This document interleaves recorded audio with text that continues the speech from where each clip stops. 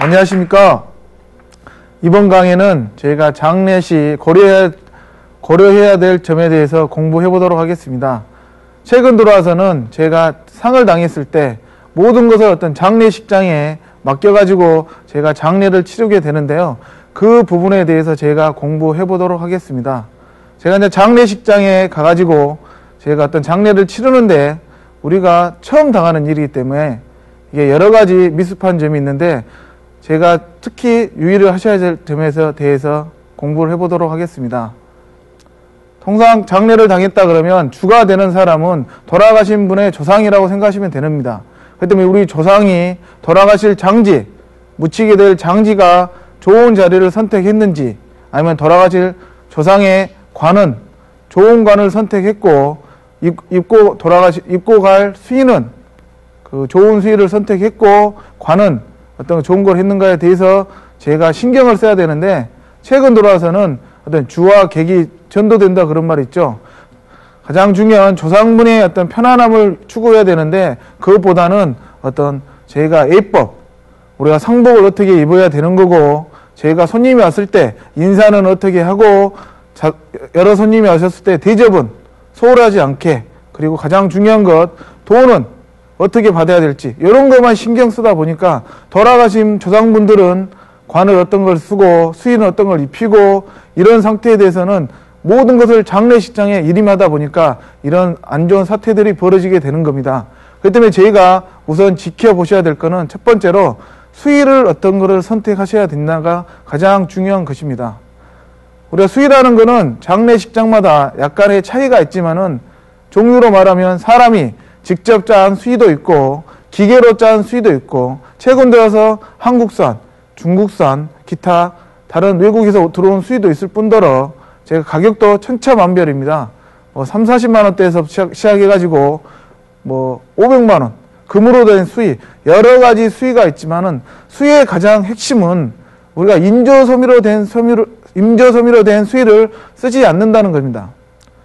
저희가 조상분이 돌아가시게 되면 중요한 거는, 땅에 묻혔을 때 그냥 묻히게 되면 우리가 볼 때 사람들이 보기에도 민망하고 그러기 때문에 옷을 입혀서 가는 건데, 그렇기 때문에 그 옷이라는 거는 땅에 들어갔을 때 바로 썩을 수 있는 천연 삼배로 된 수의를 입히셔야 된다는 겁니다.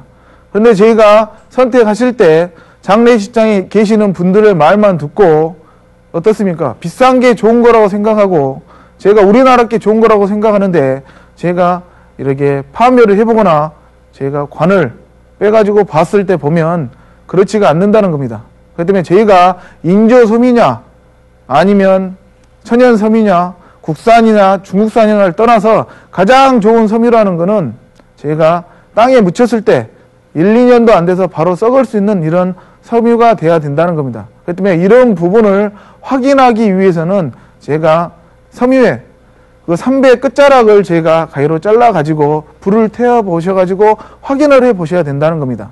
그렇기 때문에 천연섬으로 된 거는 제가 잘라서 불을 태워봤을 경우에 지금 보시는 것 같이 타고나도 재로 돼가지고 바람을 불면 훅 날아가거나 손으로 문대면 재라도 되는 이런 천연섬유로 된 삼배를 입히셔야지, 인조로 된 거는 이렇게 잘라서 불을 태워봤을 경우에 나이롱이 섞여 있거나 기타 이물질이 섞여 있으면 냄새가 좀 다르고, 그 나이롱 타면 그 소리 같은 게 있죠. 이런 게 나타나게 되는 겁니다. 그렇기 때문에 이런 거를 꼭 확인해 보셔가지고 저희가 천연 삼배를 사용하셔야 된다는 겁니다. 그럼 최근 들어서 천연 삼배가 아니더라도 명주로 된 거나 기타 다른 옷들을 하다 보니까 안 좋은 피해가 생기게 되는 거고, 그 피해에 대해서는 제가 뒤편에 가서 제가 공부해 보도록 하겠습니다. 그리고 저희가 조금 유의하셔야 될 게 뭐냐면, 장례식장에서 저희가 하다 보니까 장례식장이 다 그러지는 않지만은, 최근 들어와서는 어떤 상을 당하신 분 어떻습니까? 일생일대에 한두 번 있는 일이기 때문에 한 번 하는 것, 제가 조금이라도 조상분을 위해서 비싸게 좀 하고 좋은 걸 하려고 생각하다 보니까 비싸고 좋은 게 다 좋은 거는 아니거든요. 그러다 보니까 어르신들한테는 곤장할 때 손으로 짠 거, 비싼 거, 한국산 이런 걸 따지다 보니까 수의 한 벌에 2, 300만 원, 500만 원까지 가는 수의가 있습니다. 그렇지만은 수위라는 거는 빨리 썩는 게 가장 좋은 거기 때문에 제가 봤을 경우는 뭐 30만 원에서부터 5, 60만 원짜리도 좋은 수위가 많다는 겁니다.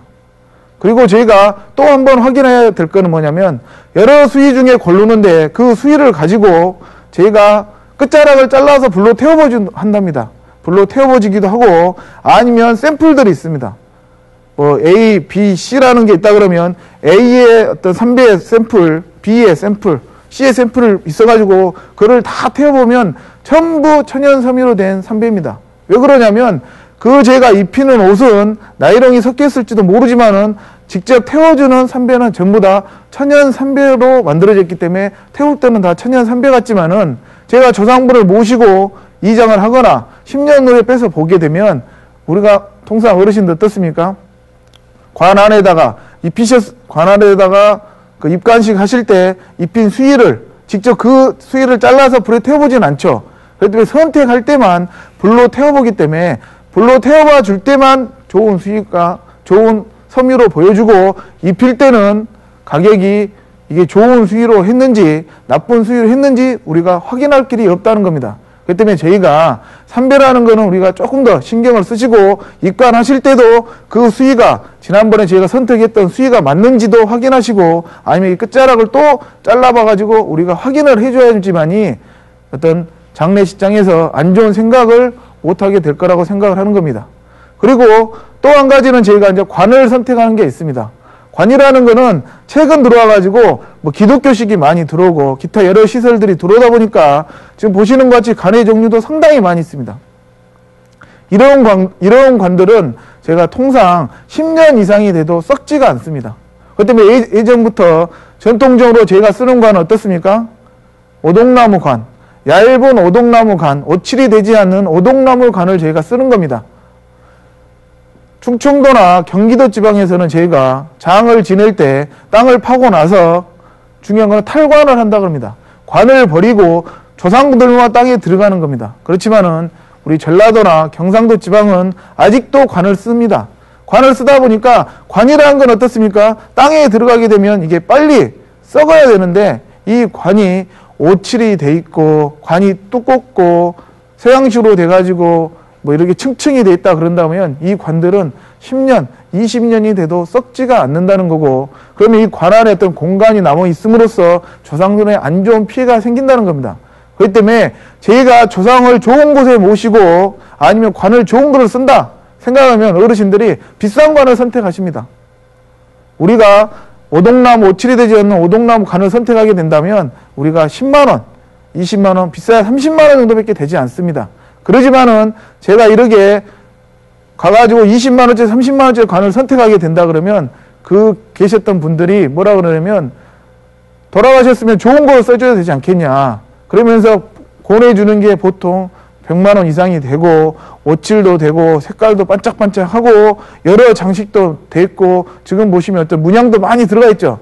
이런 거를 선택하다 보니까 저희가 자손이 조상에 어떤 안 좋은 영향을 주는 겁니다. 그 때문에 저희가 관을 선택을 하실 때는 이렇게 오칠이 되지 않는 얇은 오동나무 관을 선택하셔가지고 제가 관을 선택하는 게 가장 좋겠고요.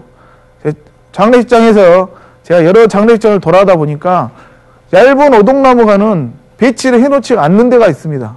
왜? 너무 얇고 이게 볼품 없기 때문에 이 관은 다 치워버리고 최소 이렇게 오칠이 되니까 조금 오칠이 돼가지고 조금 두꺼운 관, 좀 비싼 관들만 배치가 돼 있습니다.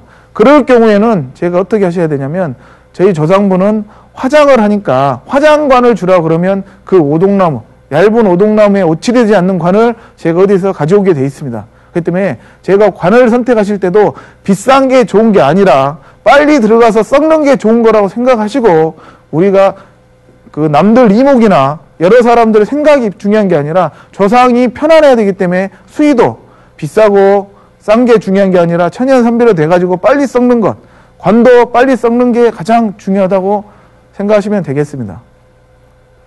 그리고 지금 보시는 거는 최근 들어서는 이제 장례식장이 많이 발달되다 보니까 조상분이 돌아가시면 통상 어디에다 보관하고 있습니까? 보관이라는 거는 냉장고에다 이렇게 보관하고 있습니다. 지금 보시는 내용 같은 건 어떻습니까? 아침에 새벽에 그냥 잠결에 나가면서 관이 바뀌는 겁니다.